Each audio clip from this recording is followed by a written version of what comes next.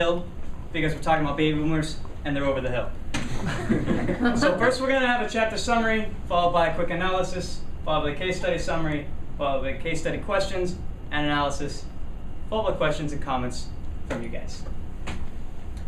As Leslie Stevens Husband says, by the year 2012, the group of workers age 55 and older will grow to 19.1% of the total workforce. This is kind of the main point that the chapter really drives home, is that the baby boomers, or in that age range, are a huge chunk of the workforce. I mean, as you guys know, the baby boomers are,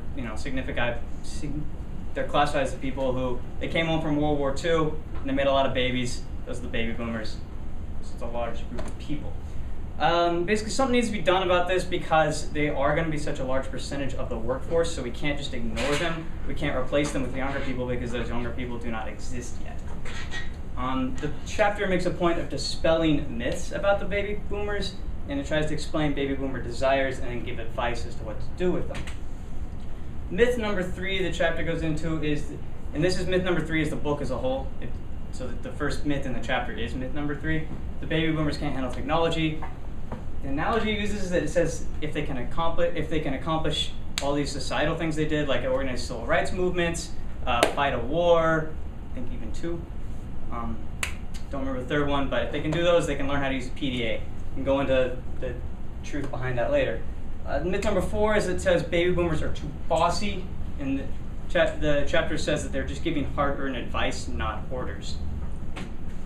So baby boomer desires, they want career advancement. They want to be able to keep moving up. They don't want to be stagnant in their career just because of their age. They also want respect for their experience and their expertise. They see it as very hard-earned, very hard-won in some cases. Baby boomers want challenging work. There's an AARP study which you can all read up there, as well as some other study you can read as well if you'd like. But the bottom line is they want to be challenged. They want to be given something that makes them think, but they don't want to be given something that is too hard for them to do or something that is impossible for them to do.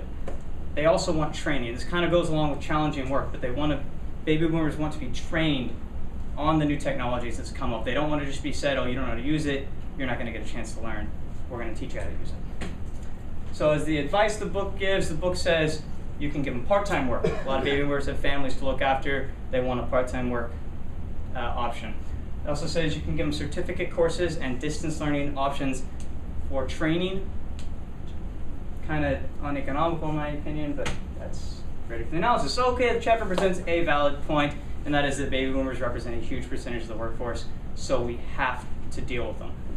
There are problems with the chapter. There's no evidence for myth number 3 whatsoever. It doesn't cite a study. It just says they can't handle technology, or they can handle technology. The analogy it gives for it is weak sauce. Okay, it doesn't actually have anything to do with technology to fight a war. So I think myth number 3 is kind of the equivalent of saying that an NYU student is a snob. True in many cases, not true all the time. All the surveys done in myth number 4 says that. It's also irrelevant. It doesn't really matter if they are being bossy or not. That's not relevant to catering to them in the workplace, because you have HR to tell people don't be bossy. All the surveys done in the book, all those surveys done in the chapter were involving baby boomers. They were talking about their perspectives. There were interviews with baby boomers, surveys of baby boomers.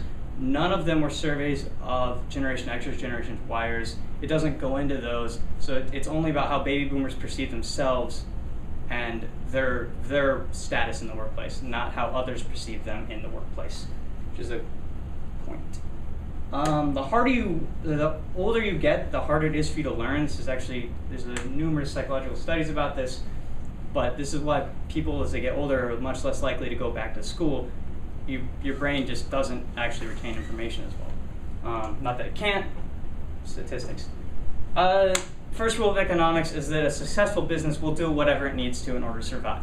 This is a growing percentage of the workforce. Businesses will cater to them, but I think it's pointless to give advice and say any hard and fast rules, because a good business is going to figure it out on their own in a way that works with their company. Louis. Oh, yeah. Now let's talk about the case. As Charles has talked about, he talked about everything the chapter talked about how to retain quality baby boomers. In this case, Robert is is the product manager, and Susan is has been with the company since day one, and she is a senior software developer. All of a sudden, and they have a great project going on. All of a sudden, she said she wants to leave the company. So as a manager, Robert said, leave the company or leave the company? Yeah. She said, leave the company for good. And he said, they have a project going on, and the project is 90% completed. And in a couple of months, they will launch and sell what they've been working on. So since Robert is from Generation X, and she is a baby boomer, Robert flipped out. He didn't understand what she was talking about living when they were almost completing. But she has a different sets of value, and so the questions the question one says, what are the generation mindsets that might be operating in this case? That is, why did Robert find it so hard to understand why Susan wanted to leave all of a sudden?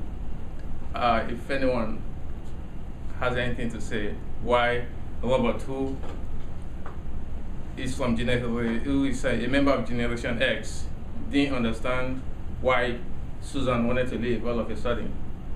Because, well, she's probably more family oriented than he is, so he can't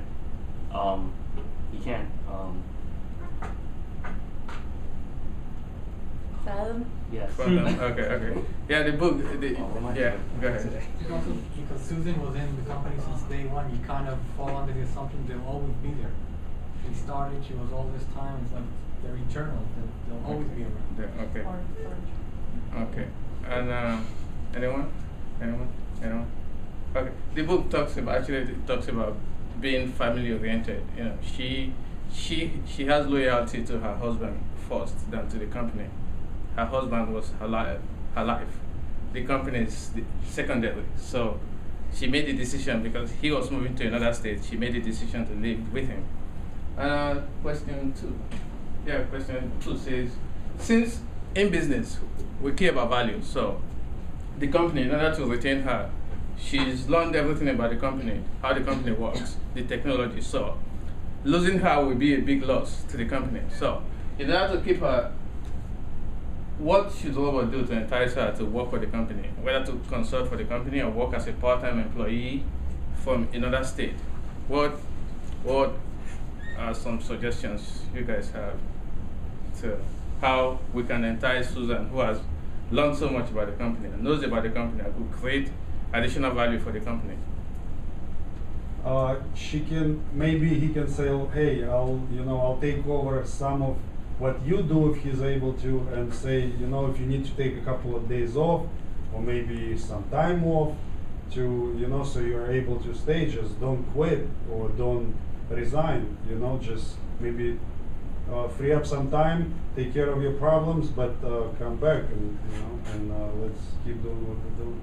Any more suggestions about what the manager should do? You guys, I mean, we are all, most of us are MBA students or masters, so we'll be managers sometime. What, if you were Robert, what would you do to keep Susan? I have a suggestion. Yeah? I would offer in a way that makes her do it, to train her, to help hire and train her replacement, Okay. and let her leave. Okay. On point? Well, why can't, if they really want her to stay, why can't they offer her an option of working from home? Okay. Yeah, okay. That's a good point too. Anyone? Future managers? Okay. Yeah, the book talked about, okay, go ahead. No, no, seriously. Okay. The book talked about, how to set up a home office for her. So actually one of, or give her bonus, or let her work as a consultant from home, from another state. We respect her decision. She has her first priority, which is taking care of her husband as he takes care of what he has to take care of. So I won't say that. I think that's what the case is about. Thank you.